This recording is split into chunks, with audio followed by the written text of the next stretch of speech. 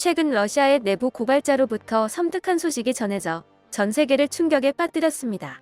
푸틴이 전쟁을 일으킨 본래 목적이 우크라이나가 아니라 다름 아닌 일본이었고 지금도 여전히 일본을 노리고 있다는 것인데요. 여차하면 우크라이나에서 일어나고 있는 참상이 바로 옆 나라 혹은 이 한국 땅으로도 번질 수도 있었던지라 한국에서도 충격적이라는 반응이 이어지고 있습니다. 당사자인 일본 역시 펄떡 뛰며 놀랐는데요. 자세한 소식 함께 알아보겠습니다. 사건의 발단은 러시아 연방보안국 FSB의 내부 고발자가 한 외신에 보내온 한 통의 이메일이었습니다. 이메일의 내용은 작년 8월만 해도 푸틴이 일본과의 국지적 군사 충돌을 상당히 심각하게 검토하고 있었으며 그 계획이 알 수 없는 모종의 이유로 틀어져서 몇 달 후 우크라이나를 공격하는 방향으로 선회했다는 것입니다. 그리고 때 일본을 공격할 명분으로 삼을 것은 두 가지였는데 첫 번째는 쿠릴 열도를 둘러싼 일본과의 오랜 영토 분쟁이고 두 번째는 일본을 나치 국가로 선전해서 나치주의자를 공격한다는 것입니다. 일본과 러시아는 쿠릴 열도의 20여 개 도서 중 4개 섬에 대한 영유권 분쟁을 50년 넘게 지속해오고 있는데요. 구소련이 2차 대전 후 점령한 이 섬들은 일본이 끈질기게 반환을 요구하고 있는 땅입니다. 러시아는 이미 지금도 이 땅을 실효 지배하고 있어 일본과의 영토 분쟁에서 압도적으로 유리한 위치에 있지만 전쟁의 명분으로 삼기에는 영토만 한 게 없다고 생각한 모양입니다. 하지만 역시 이것만으로는 부족한지 일본을 전 인류의 적으로 만들 필요가 있었던 것 같습니다. 실제로 작년 8월에는 RT 등 러시아 관련 매체에서 일본이 과거 소련군을 상대로 벌인 만행에 대한 비난 기사가 엄청나게 쏟아졌습니다. 명분 없는 전쟁을 시작하기 위해서 상대방을 제국주의 파시스트 같은 순수한 악으로 만들어둬야 했던 것입니다.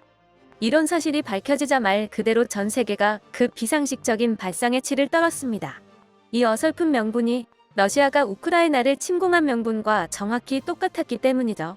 현재 러시아의 공식적인 명분은 돈바스 지역의 주민들을 보호하기 위해 우크라이나를 비무장화하고 우크라이나 내부의 네오나치를 토벌하는 것입니다.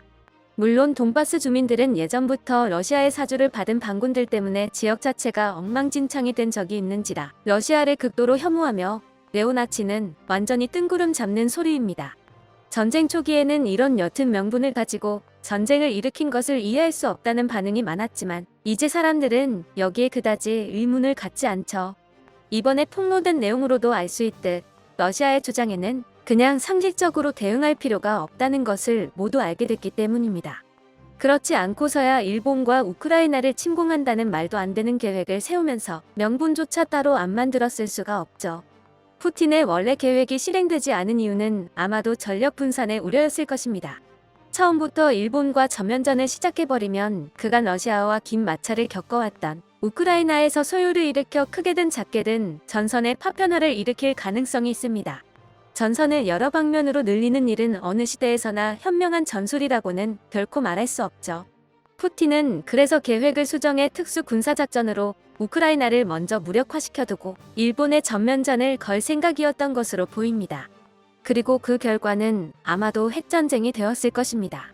어쩌면 푸틴의 목적은 처음부터 핵전쟁의 위기를 자극해서 권력 연장의 기반으로 삼는 것이었을 수도 있습니다.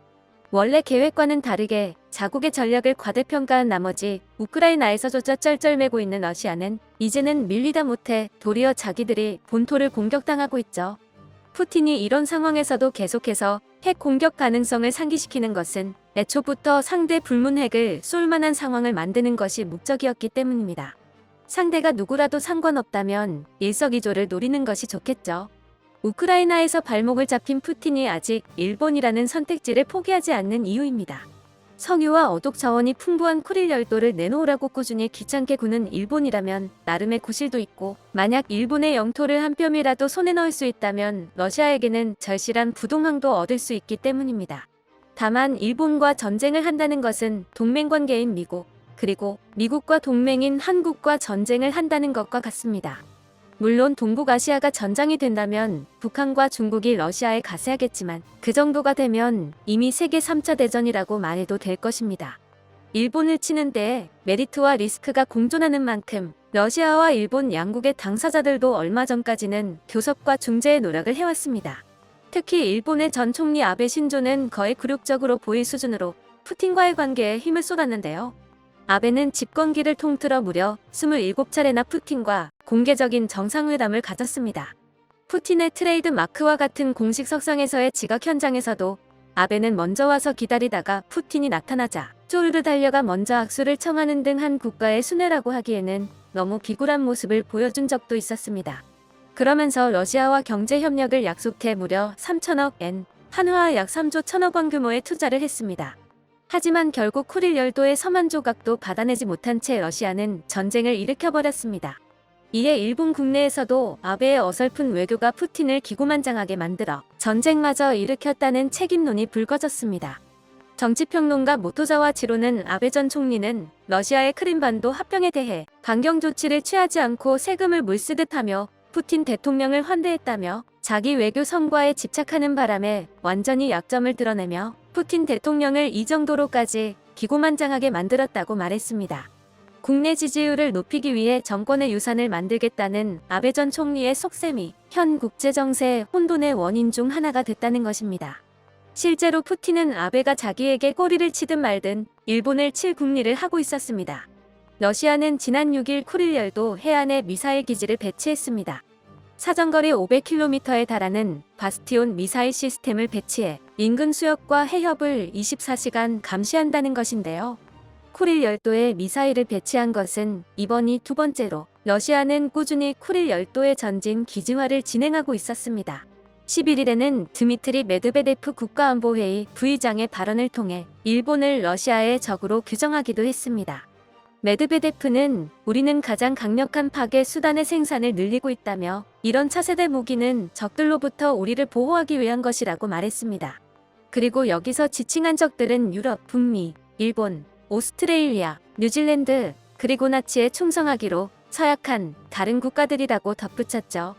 푸틴은 전쟁을 시작하자마자 바로 일본을 비우호국으로 지정하고 일본과의 관계는 개인적으로 유도를 배운 정도밖에 없다며 농담까지 날렸습니다. 그간 러시아와의 관계에 엄청난 투자를 해왔던 아베를 조롱한 것이나 다름없는 것입니다. 현재 아베는 죽었고 일본 정치권에서도 아베를 중심으로 한 세력은 힘을 잃었습니다. 그러자 일본은 이제야 현실이 보이기 시작한 모양인데요. 최근 일본이 국방비 지출을 엄청난 속도로 늘리고 있는 것도 이와 무관하지 않아 보입니다. 기시다 후미오 내각은 내년부터 5년간 방위비를 무려 440조 원 쏟아붓겠다고 밝혔는데요. 최근 일본이 미국으로부터 토마호크 순항 미사일을 500발이나 구매하며 미사일 전력을 단계적으로 강화하는 계획을 발표했을 때도 한국을 포함한 주변국 모두가 긴장해야만 했죠. 하지만 푸틴의 일본 침공 계획이 공개되자 모두가 납득하기 시작했습니다. 푸틴의 계획에 대한 보도가 나간 뒤 일본 내에서는 일본에는 주일미군이 있어 러시아가 그리 쉽게 쳐들어오지는 못할 것이라는 의견과 그럼에도 불구하고 러시아가 일단 쳐들어오게 되면 일본 스스로의 힘으로는 제대로 막아내지 못할 것이라는 의견이 공존하는 상황입니다. 하지만 적어도 일본이 방어 능력을 확충하고 나아가 반격 능력까지 갖춰야 한다는 현 자민당 정권의 방향에는 다들 공감하고 있죠. 이러한 공감대를 바탕으로 자민당은 최근 두 번의 선거를 모두 승리했고 실제로 일본은 계속해서 국방력을 강화해 나갈 것입니다. 문제는 이렇게 될 경우 한국의 입장인데요. 어느 방향이든 한국에게 그다지 달가운 상황은 아니게 됩니다. 한국은 지금 멀리 떨어진 곳의 전쟁으로 일종의 특수를 누리고 있습니다. 하지만 전장이 멀리 떨어진 우크라이나가 아니라 가까운 일본이 되면 상황이 많이 달라질 것입니다. 과거 6.25 전쟁 때처럼 일본에서 싸우는 동안 한국이 병참기지가 될 수 있다면 더할 나위 없이 좋은 일이겠지만 우리에겐 불행히도 골치 아픈 형제 나라가 국경을 맞대고 있죠. 러시아가 일본과 싸우게 되면 미군이 그쪽에 지원의 겨를이 없을 테니 그 틈을 노려 북한도 한국을 넘볼 것입니다. 그렇게 되면 당연히 중국도 가세하겠죠. 이 경우에는 어느 나라도 생존을 보장할 수 없는 벼랑 끝의 상황이 됩니다. 반면 일본이 국방력을 확충해 성공적으로 러시아의 위협을 봉쇄했을 경우 강해져 버린 일본의 전력을 한국이 견제하지 않을 수가 없습니다. 일본이라고 해서 언제 마음을 바꿔먹을지 모르는 일이기 때문입니다. 한국은 이런 복잡한 국제정세 속에서 최대한의 대비를 갖추는 수밖에 없습니다. 그렇지 않으면 푸틴이 일본을 타겟으로 골랐듯이 만만하게 보이고 말 것입니다. 모쪼록 한국이 앞으로도 현명한 처세를 통해 튼튼한 국가 안보를 도모하기를 바랍니다. 끝까지 시청해주셔서 감사합니다. 도움이 되셨다면 좋아요를, 다른 이야기도 궁금하시면 구독을 눌러주세요.